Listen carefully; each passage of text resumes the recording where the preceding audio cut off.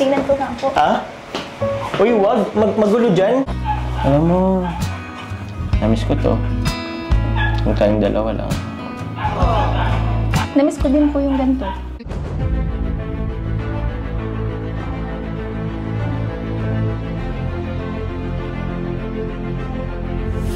Ayun, shoutout guys. Muli, welcome to my YouTube channel. Ito po si Kuya Julay, ang inyong katugang, ang inyong kalingap na muling bumabati po muna sa inyo ng magandang araw, magandang gabi. Saang sulok man po tayo ng mundo naroon. At sa araw na ito, meron po tayong panibagong vlog. Gagawa po tayo ng reaction video patungkol po uli sa Jom Carl, na kung saan ito po yung part 54. At napansin po natin dito, unti-unti na pong bumabalik yung pagiging sweet po nung dalawa. At dito ho, naalala ko po yung mga kino-comment ng mga viewers natin noon. Patungkol po dun sa sulat di umano ni Jomar. Na ito nga po dito sa Liham Cafe. At ito na po yung tamang panahon para basahin o kaya para malaman ho natin kung ano nga ba ang isinulat po ni Jomar. At syempre ho, tingnan ho natin yung reaction po ni Carla. Kaya ang tanong nga po natin dito, tuluyan na po kayang bumalik yung pagiging sweet po talaga nung dalawa. Pag-uusapan po natin yan maya-maya ng konti. Pero bago po yun, konting paalala po si Kuya Julay. Baka sakaling meron pa po ditong hindi nakasubscribe sa ating YouTube channel, huwag natin kalimutan. Julay Paunil. Tapos pakipindot lang po yung notification bell button para lagi po tayong updated sa aking mga video upload. So maraming salamat po sa inyo. Tapos meron din po tayong Facebook page. Kung okay lang po, pwede po nating i-follow po yun, pwedeng i-like at saka i-share yung mga upload po natin dyan. So maraming salamat po. Tapos sina Kuya Bal Santos Matubang, Kalinga Prab, at Edna Vlogs, Robel of Malalag at saka po yung Jabber Sniper. Suportahan din po natin, kasama po yung ating mga kasamang reactors, K-Boys, at saka po mga Kalingap Charity Vloggers. So maraming salamat po sa inyong lahat. Ngayon, tuloy na po tayo. Pag-usapan na po natin sina Jomar at saka po si Carla. Dito po sa vlog ni Kalinga Prab, ito pong part 54.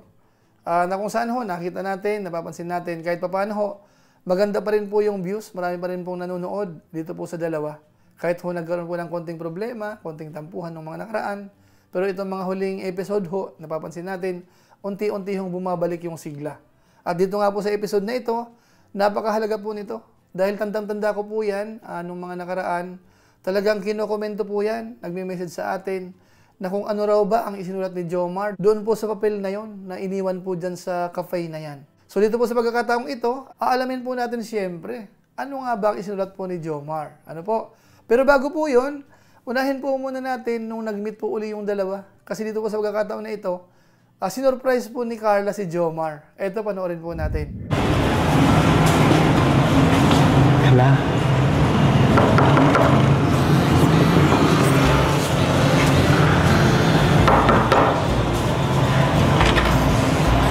Ay, Jomar. Hello po. Ginagawa mo dito. Meron mo, natatawa na ka bang nasa ano ngayon? Parang mag-school ka? Wala pong pasok po. Suspended. Walang pasok? Parang gulat na gulat po kayo ay. Kasi, wait lang. Uwi na po. Pasok, Pasok ka? Sige po. Nag-PE ka ba? Parang nakapag, akala ko sila Kuya Rob lang pupunta. Pasok. Uy, maano dito? Teka lang, madumi. Pasok ka muna, Ba't po nagtataranta kayo? Hindi ka naman nagsabing Ay, sorry. Hindi ka nagsabing pupunta ka. Ikaw, ato. Ba't kayo magkasama? Ano po? Ay, nagbili ko ng... Lang Yan po, may dala po kami prutas para sa Ay, thank you. Salamat. Isa na nga lang ang putas ko dito, Ito na lang. Saktong-sakto Teka lang, ko muna.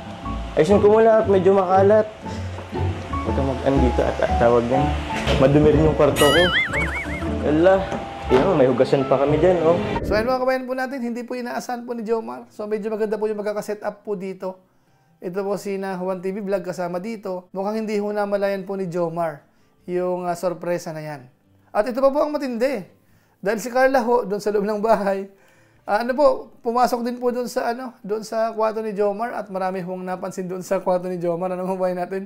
Ito panoorin po natin. Ito. Kaso magulo dyan, Tingnan ko nga po.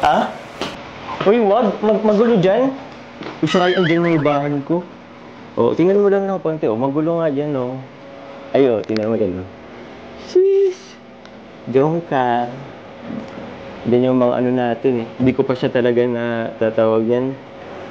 Yung mga stuffed toys, tapos yung frame. Kasi sobrang dami pa ng gamit. Yun, nagkalat pa, hindi pa namin maasikaso. Hindi pa ako makapag-ano. Gusto mo kinamalapitan? Gusto mo pumasok? Pwede naman pumasok dyan. Kasi pagpasensya na masyadong makalat, oh. Kung minsan, kung after mong magklase, kung medyo pagod ka na, pwede ka naman pumunta dito, pwede ka magpahinga dito. Yan, no? Meron pa nga dyan dalawang kama. Kalat niyo naman po dito. Di Uy. ba kayo nag-aayos dito? Nag-ayos ako. Huwag na. Nakaya naman sa'yo. Nangulag ba? Uy, di yung labahan. Andun yung labahan ko. Ano kasi yan, tawag yan, yung mga hindi ko pa naayos. Ito kasi sa cabinet, sobrang madami pa. Kasi siya na, medyo makalat. Uy, huwag na ka kasi dyan. Uy, huwag na dyan, baka may iba ko itong maano dyan. Ha? Tutulunan ko na nga. Huwag na, di kaya to, di mo to kaya maghapon. Saka sobrang kalat niyan. Hayaan mo na ako niyan mag-ano. Kulang na din kasi sa space dito eh. Kaya nga double deck yung inano ko kasi para sa taas malagyan ko pa ng mga kalat. Ay, mga kalat. Mga gabi. So ayan po, masabi lang po natin, kasama po yan sa ng dalawa. Pagiging sweet nila, nagkakabiruan. So kung may mga kalat man po doon, syempre hindi na rin po iba si Carla. Kaya okay lang po yon. So ngayon pupuntahan na po natin yung pinaka-importante po dito sa episode po natin. Binalikan po nila yung lugar na kung saan may isinulat po si Jomar. At ito po pala ay parang ano po ito, Liham Cafe ang tawag po dito. So panoorin po natin. Ito ang Liham Cafe. Yan. Gusto mo makapunta dito, no? Opo. Yan. Ito, actually, dinala kita dito kasi meron kasi ako dating ginawang letters lang. Actually, isa dyan sa mga letters dyan yung sa akin. Pero sabi ko, babalikan ko yun sa karawan ko. Pero yun nga eh. April pa yun eh. Tagal na April, May, June, July, August, September. Oh, 5 buwan na. Eh, sakto. Ngayon, dito na tayo. Babasahin ko siya sa'yo. Pero, mamaya eh. Tulo ng oras. Order muna tayo. Anong gusto mo? Bukod sa akin. Kainan din ako eh. Kainis naman ito. Ba't parang kang gumaganda? Ako, pahagard ng pahagard eh. Parang pablok na ako eh. Bakit? May sakit lang po kayo, kaya po ganyan. Tsaka, pogi naman po kayo Hindi naman po kayo naging pangit sa paningin ko. Alam mo, namiss ko to. Kung tayong dalawa lang. Namiss ko din po yung ganito. Yung tahimik. Yung tayo lang. Ba't di natin dalasan? Namiss mo rin naman pala eh. Kung pwede lang po. So ayan po mga kawayan po natin, nandyan na po sila. So ngayon puntahan na po natin, ano nga kaya ang isinulat po ni Jomar doon po sa papel na yon, na kung saan ay ilang buwan pong iniwan. Sa pagkakatanda po natin, sa pagkakabanggit po dyan sa vlog na yan, December pa ho, December 3 or December 4 yung pagkakasabi po ni Jomar dyan. So ngayon ho ay September na. So halos 9 months na o kaya magna 9 months na po. Matagal-tagal pong iniwan. So ngayon po panoorin po natin, ano nga ba ang kanyang isinulat dito? Kumanda ka. Joke. Ay, excited na ako. Ayun. Amoy mo. Amoy karton. Papel naman kasi to. Ito naman. Papadala ko to kay Charo Santos. Pang-MLK to eh. Oh, ito. Letter to Carla. Yan. Ito basahin ko. Dear my baby Carla. Ano naman yan? Huwag mo kasi ano yun. Saka revise ko eh. Iba na ngayon eh. Dati kasi medyo hindi pa tayo masyadong Pero yan. Dear baby Carla. Huwag ka kasing tumawa. Hindi naman po kasi yun yung nakalagay. Nire-revise ko nga. Kasi ito, noon pa kasi ito.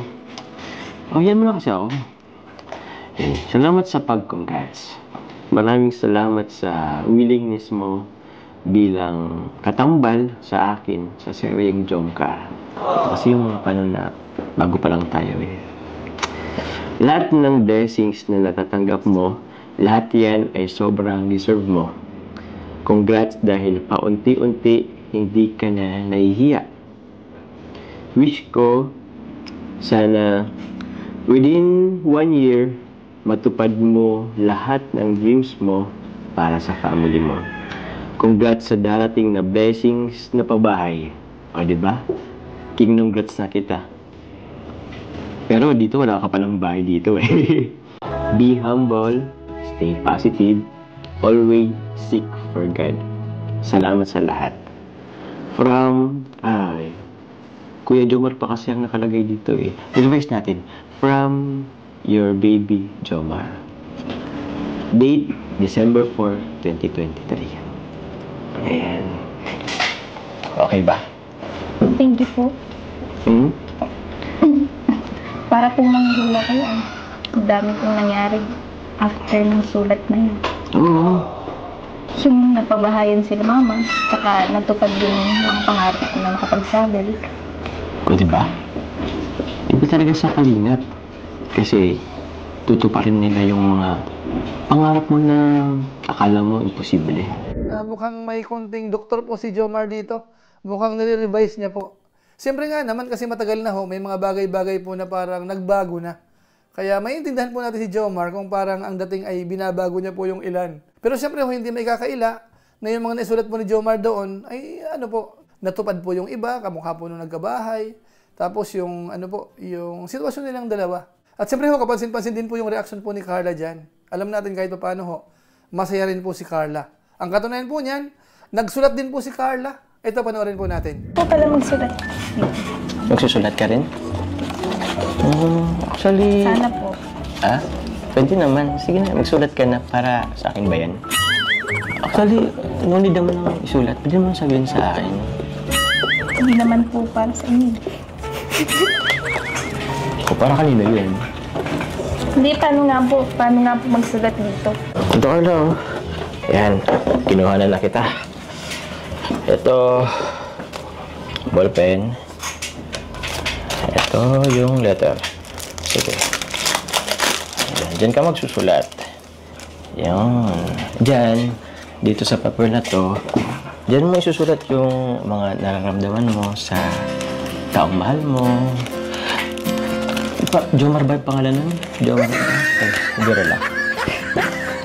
Yan, ikaw kung anong gusto mong, let's say kung may wish ka or may gusto kang, parang kung may nilook forward ka dun sa taong mahal mo, kung ano yung gusto mong mangyari sa buhay niya, pwede mong isulat yan. Meron din Dan Jade.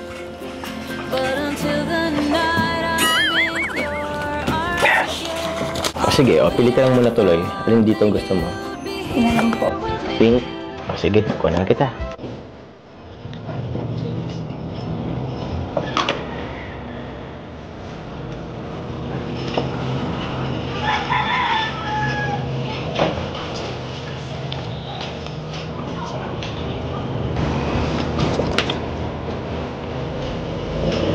Sabi ko yung sagot mo sa akin, pwede mo naman isulat na din dyan. Oo, hindi lang naman yun eh. 2 letter lang naman yung oo eh. Wherever you go, I follow there.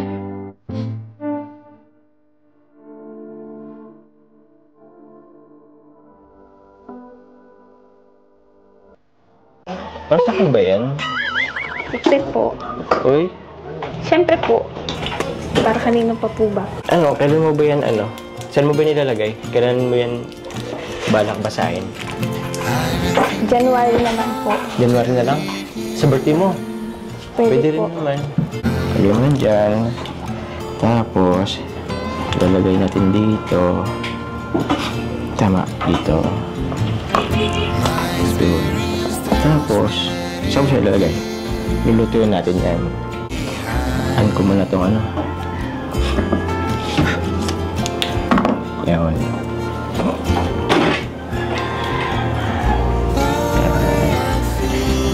Tapos ito, lalagay mo siya 20 seconds bago mo ano. Okay? Yun. Ayan, sila na. Kailan nga? January 23. Dun. Sige, ito pala. Yan. Pag nag-iba po ito, mabay mo tayo. Okay lang yan. Hindi tayo kay Kuya Rab. Hindi po. Yan, okay na. January 23 pa pala eh. Next year pa. Matagal-tagal pa pala bago ko yung mabasa. So yan po mga kalingap, yun po pala ang kwento o kaya ang ginagawa po dyan sa cafe na yan, yung Liham Cafe na yan. So magsusulat, tapos kung kailan gusto mong buksan, babalikan, tapos pwedeng basahin. So maganda nga naman yun, ano, mga kababayan po natin. Parang masasabi natin na memorable po yun, lalo na kung ang kasama po natin ay yung importante po sa atin. Kamukha nga po nung dalawa, si Jomar, alam natin, importante po si Carla, at si Carla din po, alam natin na importante din po si Jomar. Kaya masasabi po natin sa kabuuan, mukhang okay na po tayo. Yung mga viewers po noon na nagtatanong, ano nga ba yung nakasulat doon? Ano ang isinulat ni Jomar? So yan po, narinig na po natin, napanood po natin kung ano po yung isinulat ni Jomar. So ang tanong ngayon dito naman, ano naman kaya ang isinulat po ni Carla? So yan naman po ang abangan po natin sa mga darating na buwan, mga darating na panahon. Hindi natin alam kung abutin po ng 1 taon. Pero sa pagkakasabi po ni Carla, parang sa birthday niya, sa January po yan. So, kaabang-abang po yan. Ano mga kabayan natin? So, masasabi po natin dito sa ginawa po natin ng maiksing reaction video, ang hina-highlight ko po dito ay yung bumabalik na po yung samahan po nila. Ano po, unti-unti nang bumabalik na sana ay magtuloy-tuloy na po. Para yung mga viewers naman na talagang gusto nilang may mangyari sa dalawa o kaya ang kalabasan po ay maging totohanan, ay medyo masiyahan naman po. Ano mga kabayan natin? Pero tingnan po natin, depende po yan sa dalawa. Basta sa ngayon po, masasabi natin, okay po yung samahan po nila. At nagpapasaya po sila sa mga viewers natin, mga kababayan po nating OFW, alam natin, natutuwa po sila dito sa dalawa. So maraming salamat po sa inyo. Naway, wag kayong magsawa pong suportahan po ang mga vlog po ni Kalinga Rab, hindi lang po sa Jom Carl, pati pa po yung ibang mga love team ni Rab, at saka po yung ibang mga tinutulungan. So suportahan po natin. So maraming salamat po sa inyo mga kababayan natin. Yan lang po muna siguro ang ating reaction video patungkol po sa Jom Carl. Kaya pansamantala po, paalam po muna tayo. Pero gaya po ng dati, shoutout lang po muna sa mga sumusunod.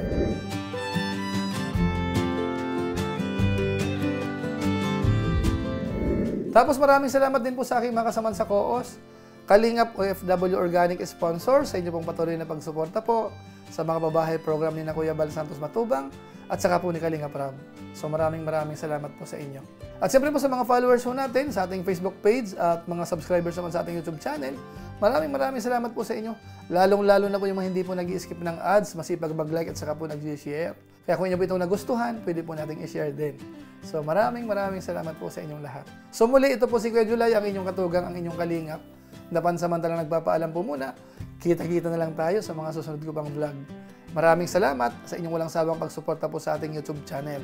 Pagpalain naman kayo ng Diyos, mabuhay tayong lahat. God bless. Bye-bye!